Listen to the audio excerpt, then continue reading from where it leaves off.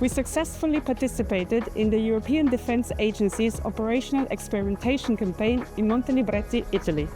The campaign is part of the Hub for European Defence Innovation, with the aim to explore how autonomous systems, air and ground, can support future military cross-domain logistics. Throughout the past weeks, we conducted several flights, day and night, delivering cargo to designated drop zones for tactical resupply.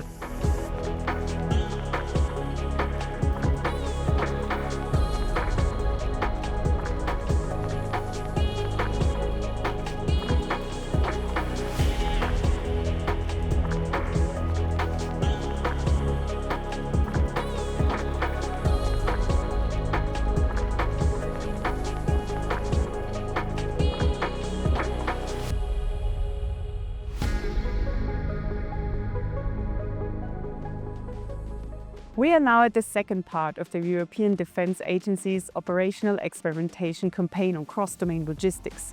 We relocated to another exercise area of the Italian Army, UTTAT, which is located south of Rome at Nettuno. Based on the insights and experience we gathered in the previous weeks, we are now conducting more complex scenarios, which included flights where we faced GNSS jamming.